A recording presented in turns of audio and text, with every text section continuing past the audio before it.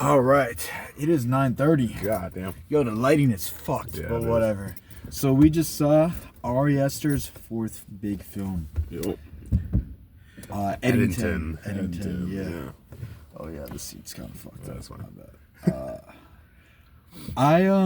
I was really rocking with it until like the final 20 minutes or so. Really? But overall, I still thought it was a phenomenal film. Like Yeah. I would give it an 8 out of 10. I Ooh.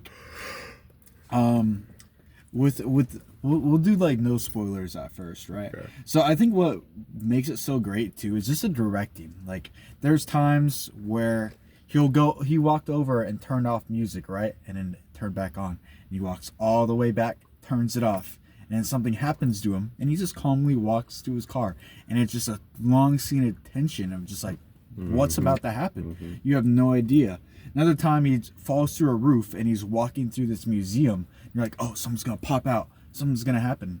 Nothing happens in that museum. Like there's just scenes of like horror, even though it's not a horror film at all, that you can kind of attest to his Ari Aster's filmmaking tendencies.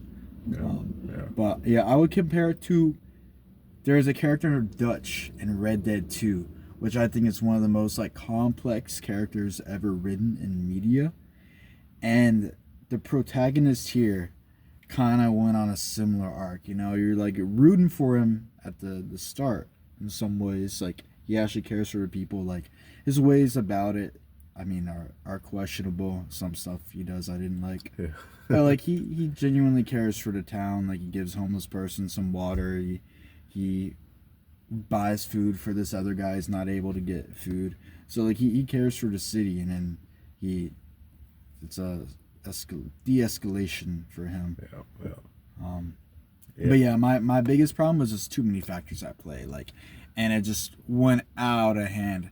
There's a scene where there's an explosion, and I know you know what I'm talking about when I say an explosion in the film, and I'm like, what the fuck is going on now? Like it kind of threw it off for me.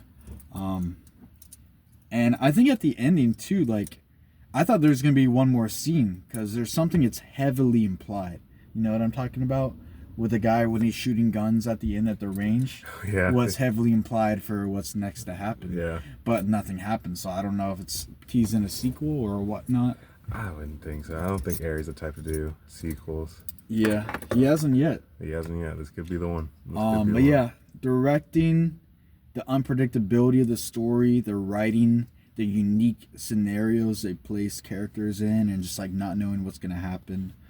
There's a lot of political commentary in this that's kind of all over the place, honestly. Like some of it felt a little purposeless. Like he was just like, you know what, this is relevant to COVID. Let's throw it in here. Let's have this girl say this or this guy say this. And it's like, does that serve the plot in any way, shape, or form? No. But he's just like, fuck it, let's throw it in. It is what it is.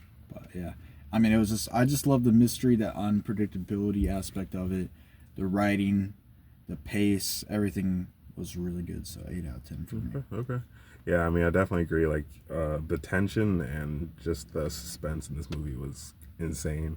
And I thought there was such a great use of like music and sound, because the silent moments in this movie were so palpable and so powerful. I really loved that.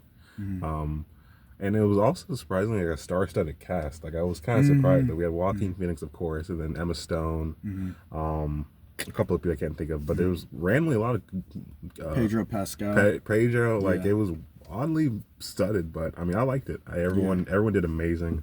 It looked great. It shot well, and yeah, like I was scared I was gonna get bored halfway through the movie, but I was enjoying every second of it. Like I was able to follow the story and everything, and I had a great time watching it. I'm trying to think. I think I'll probably just give it a 7.